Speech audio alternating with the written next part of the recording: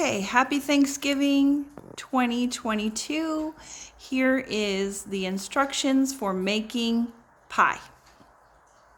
For starters, the recipe. Here is a single pie crust.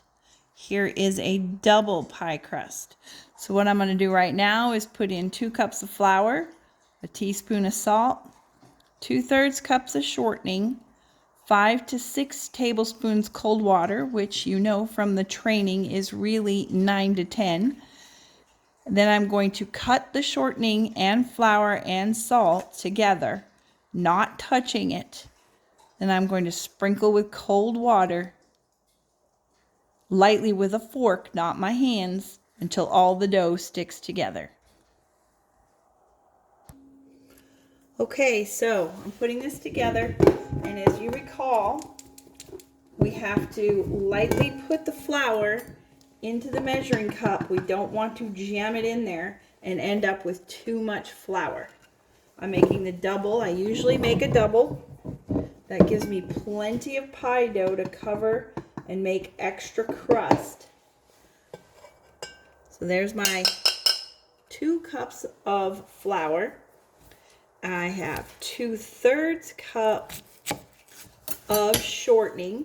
And yes, I can use butter, but butter will brown, and I don't necessarily want it browned. And here I am specifically measuring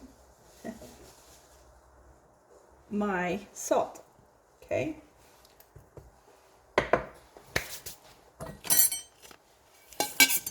Now I am going to cut in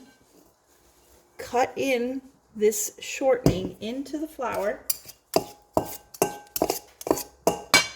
a little piece of paper on that. There we go. I am cutting this in until I get pea-sized pieces of shortening or smaller.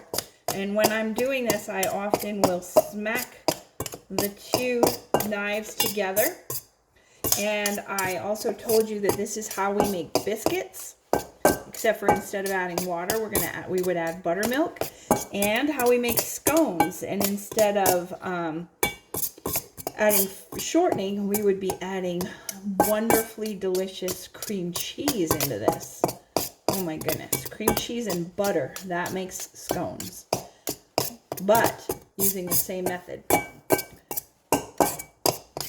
We should make scones someday. They're so good. Okay, I'm going to pause this until I get the dough the way I want it. Okay, we now have the pie dough the right consistency. Smaller than a pea. Okay, it's all incorporated. The shortening is all incorporated into the flour, and now I'm going to add cold water. I never did say that. It needs to be cold water to the shortening. And now you're going to see how I do it. So you see I have this cup. I'm not using tablespoon at a time because I'm bad. And I lightly sprinkle a little bit in on the edges like we did with the spoons. And I stir it around and see what I got. See, I took you guys through a little bit slower when we did it together here. And then on the edges where it's still dry, I'm adding some more water.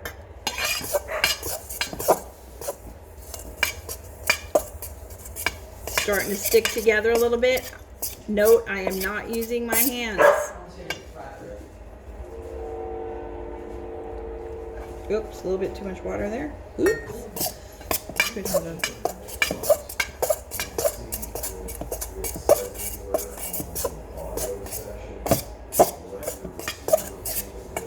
little bit more.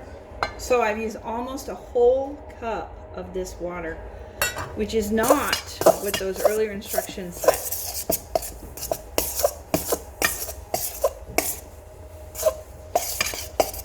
All right, you see how it all wants to go together now? I ditched the knives. I am going to make a ball out of this.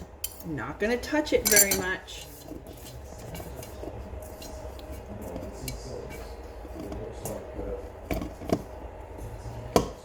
And that's it. Round it. and be done with it. We put it in the refrigerator for a few minutes if you want, just to chill it, but it's not absolutely necessary. Okay, now I have got my dough. I'm flouring my board fairly liberally. I am putting the dough on. I'm getting flour on both sides. I still have enough flour on the board. Killing my movie. All right, then I'm putting a little bit more flour on my rolling pin. I gotta clear myself some room so I can roll this. Now I'm trying to maintain this circle and fix any imperfections, of which there are none because it was perfect.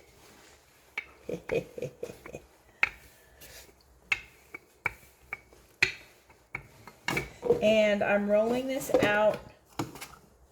I need it pretty thin.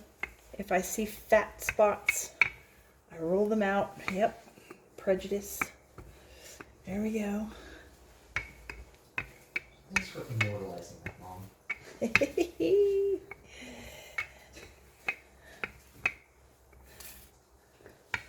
I'm pie dough shaming. Okay, so I maintained my circle, and now I'm going to measure to see that I have enough room over all the edges, and I do. So I gently fold this in half. Ooh, hoping that I don't rip it.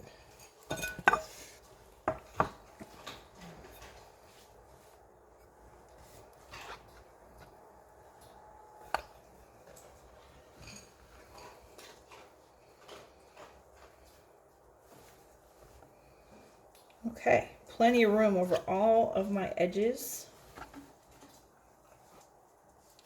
Push the pie down into the corner of the pie shell. Roll the edges and just let them sit on the edge before you do your design or decoration. And you can do any decoration you want. Got a little bit too much pie dough here, so I'm taking some off. You can do any decoration you want. This is the way that I normally do it. I've kind of learned this over time. It gives me an extra tall pie shell, which allows me to fill it extra big. If I need to have a skinny area, I add some now. And I'm pinching with 2 fingers and flattening it on the top.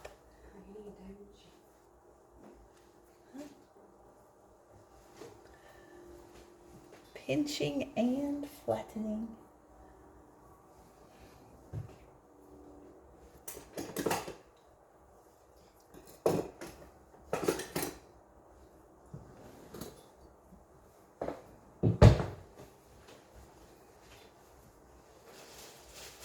And that, my friends, is how you make a pie shell. Yay!